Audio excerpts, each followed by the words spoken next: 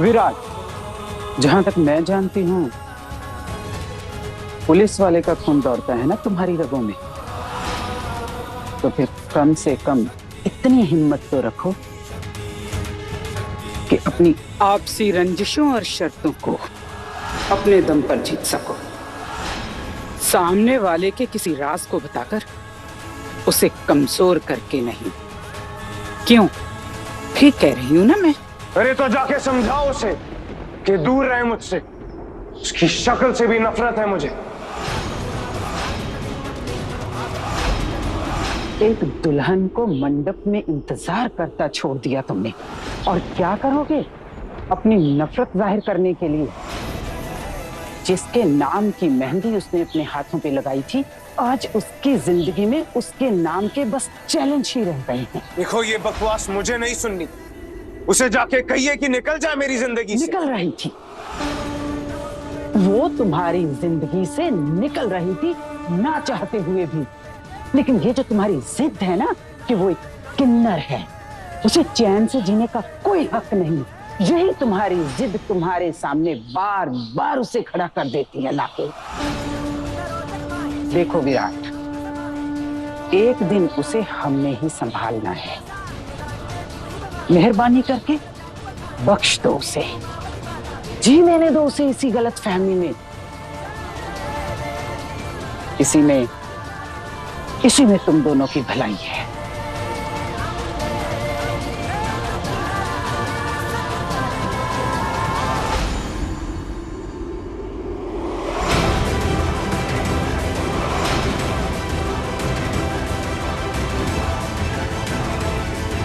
विराट, भाषण देना बहुत आसान है। अरे जिसको खुदा समझकर प्यार किया वो एक किन्नर निकली। गुस्सा नहीं आएगा तो क्या आएगा? हा? ऐसा लगता है जैसे दुनिया का सबसे बड़ा धोखा हुआ है मेरे साथ, जो इन सब दुनिया वालों ने मिलकर किया। अरे धोखा तो उसके साथ किया है खुदा ने।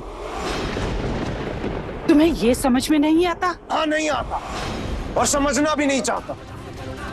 बस इतना आप समझ लो कि जब तक वो मेरे सामने आती रहेगी मैं उसे चैन से नहीं रहने दूंगी। देख विराट, उसे उसकी सच्चाई जाहिर करने के अलावा तुम जैसे भी उसे बेचैन करना चाहो कर सकते हो।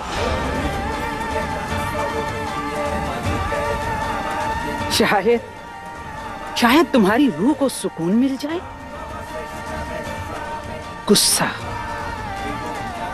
गुस्सा भी तभी है ना अगर प्यार था, या फिर अभी भी है, बस मानना नहीं चाहते। यकीन मानना विराट, जिस दिन तुम उसे उसकी सच्चाई बता दोगे, सुकून नहीं मिलेगा तुम्हें, बल्कि पश्चाताप होगा तुम्हें। पश्चाताप, याद रखना मेरी ये बात। विराट,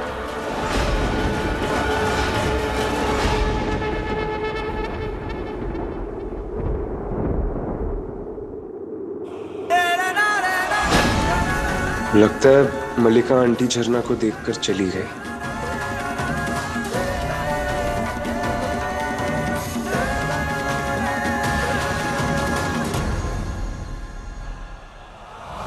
दादी, मैंने ना कुछ सोचा है। लीजिए, रावी बुआ की दो शादियां हुई, लेकिन बेचारी के दोनों पति जेल में हैं।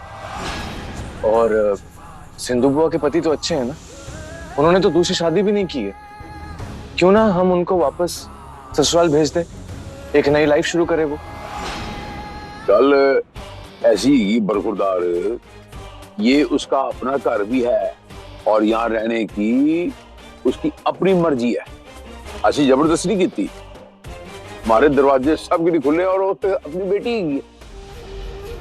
नहीं, दादू आप समझे नहीं, मैं वैसे नहीं कह रहा। आप सोचिए ना, अब सिंधु बुआ एक लड़की है, लड़की के सामने से आके बोलेगी कि नहीं मैं यहाँ खुश नहीं हूँ, मुझे अपने पति के पास जाना है, ससुराल जाना है, नहीं बोलेगी ना। उनकी खुशी तो हमारी जिम्मेदारी है। और आप सोचिए ना, कल को ईद के लिए रिश्ते आएंगे, वो लोग क्या सोचेंगे कि दो दो जवान लड़कियां हमारे घर पे बैठी हुई हैं, अपने ससुराल नहीं जा रही। तो कायदे से मुझे तो ऐसा लगता है कि रावी बुआ को उनके ससुराल भेज देना चाहिए और सिंधु बुआ के ससुराल वाले से बात करनी चाहिए। अचानक क्या हो गया तुझे? घर की बेटियों को घर से बाहर निकालने पे तुल गया तू? नहीं दादी, आप तो हमेशा शक करने लगते हो मुझ पर। मैं इसलिए कह रहा था, कल हीर को बांध लगा रहा था तब कह रही थी वो मुझे, इसलिए कह दिया। अच्छा सोम, सिंधु बुआ अपनी दोस्त की है ना, जब वापस आएगी तब बात करेंगे ना। अब इस टॉपिक को यहीं खत्म कर है?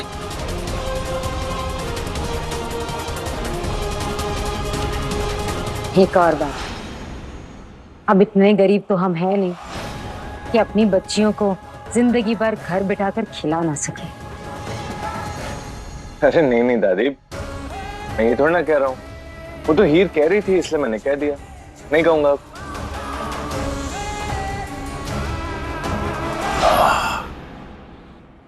वो ऐसा है बरखुरदार, हमारे गुरदासपुर में कहते हैं मिट्टी पाव।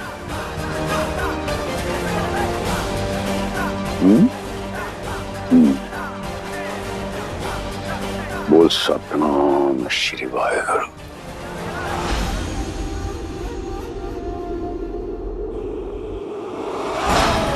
सेना जमा कर रखी है ना, धीरे धीरे रेत की तरह फिसल जाएगी हाथ से।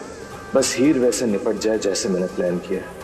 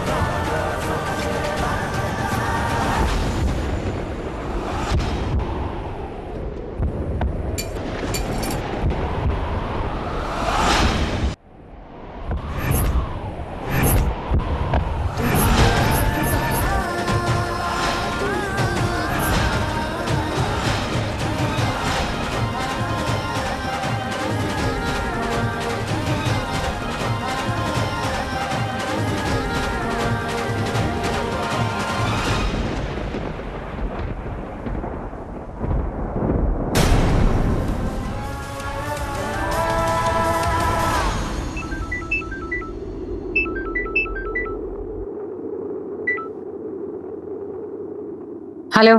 हीर यहाँ बेहोश पड़ी है, कॉलेज की पीछे वाली सुनसान सड़क के किनारे पर। आइए और ले जाइए उसे।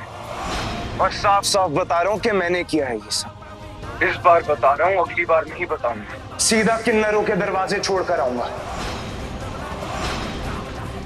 और अगर आप चाहती हैं आइंदा ऐसा ना हो, तो खुद भी समझ लीजिए और उसको भी समझा दीजिएगा कि आइंदा मेरे रास्ते में ना आए।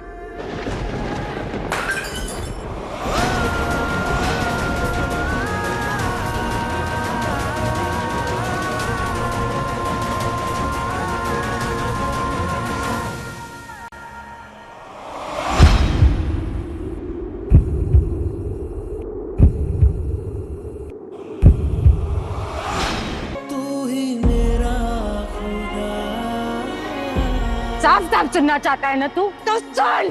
साफ साफ बात ये है कि तेरी हीर एक किन्नर है, किन्नर है।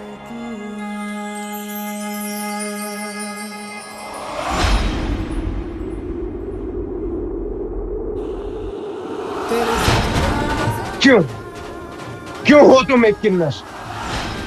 सब कुछ तो अच्छा चल रहा था ना, सब खराब कर दिया।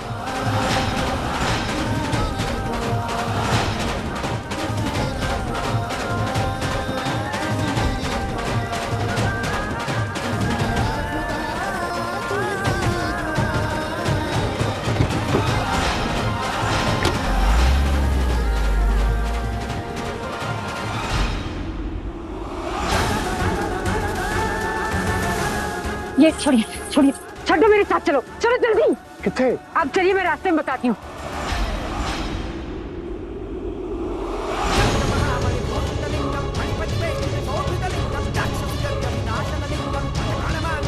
कुर्ती लेनी है। अब तो सब कुछ खुल गया है ना, बड़े टाइम से शॉपिंग ही नहीं कराई। पैसे बचाने हैं आपको। चलिए चलिए चलिए, आज तो मैं शॉपिंग करके रहूंगी, आप चलिए। लेकिन अरे बैसाखी तो बहुत टाइम है, मेरी गाछू साड़ी चंगी लगनी भी तू।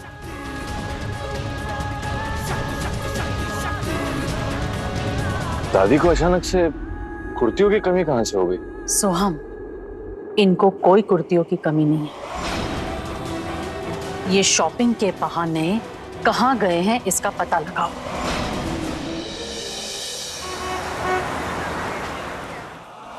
क्यों बुलाया मुझे? क्या हो?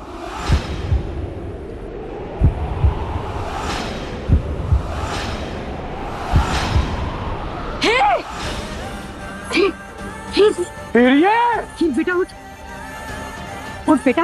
हीर, हीर उठना। हीर क्या हुआ तुझे? हीर, फिर बेहोश कैसे हुई और यहाँ क्या कर रही है? हीर।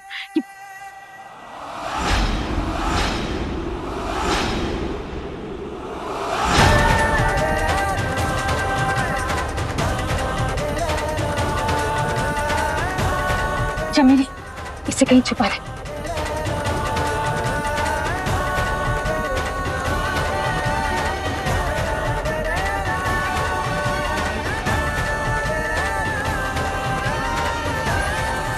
उठ बेटा, उठ, उठ बेटा।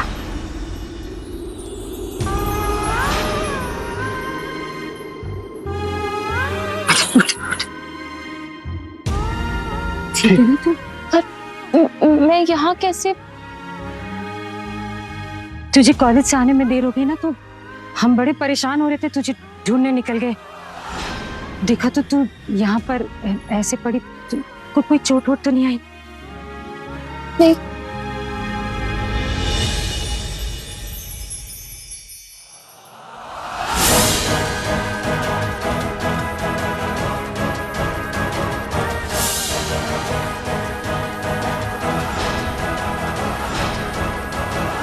मेरा ख्याल है प्रीत, कोई अपनी पुरानी दुश्मनी काटदा पिया। हाँ बिल्कुल, इतना नाम है आपका, इतना बड़ा कारोबार है, दुश्मन तो होंगे ही ना। रोज अपने भाइयों के साथ आती जाती थी तो किसी की हिम्मत नहीं हुई, आज अकेली थी तो ये तो अच्छा है मलिका यहाँ थी, वरना पता नहीं क्या हो जाता। चल बेटा घर चल।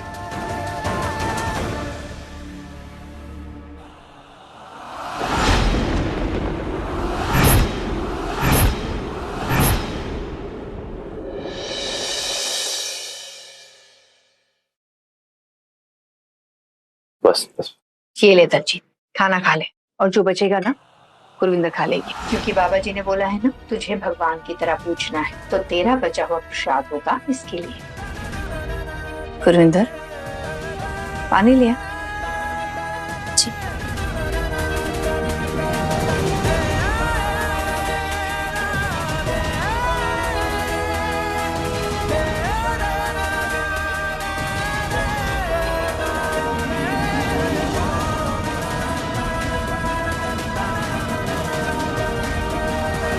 ये ले गुरविंदर, दलजीत का खाना हो गया, प्लेट लेके खा ले।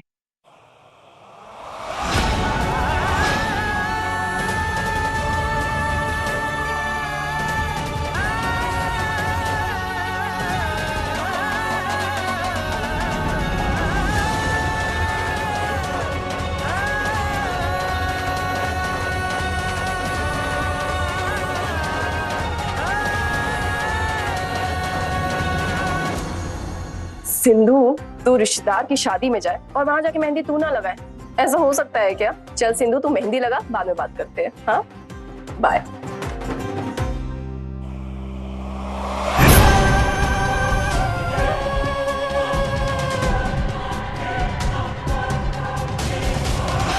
तुम दोनों की शादियां लटकी पड़ी है, तो दूसरों की शादियों में इतनी खुश कैसे हो जाती हो तुम दोनों? खुद का नहीं, कम से कम सिंधु का तो घर बसवा देती। हाथ मुंह धो के आजा, खाना खा ले। आ गई हीर सिंह, तेरी एक लौती जिम्मेदारी, जा भाई जा, उसकी सेवा कर। रावी, एक बात याद रख, हीर का साथ देकर तुम सारे के सारे बहुत सारे लोगों के गुनहगार बन चुके हो, और गुनाहों का हिसाब होता है।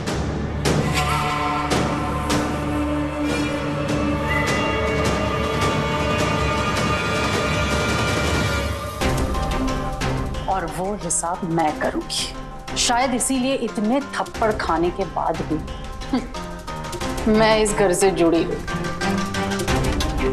लाख कोशिश करने के बाद भी मैं इस घर से जा नहीं पाई। वही तो,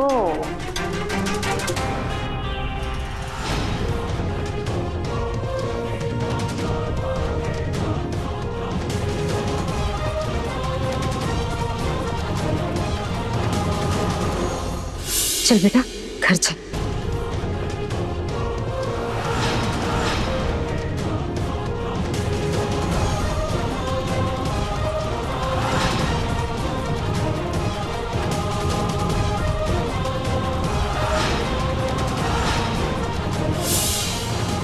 मेरी और विराट की एंगेजमेंट हो गई, देखो।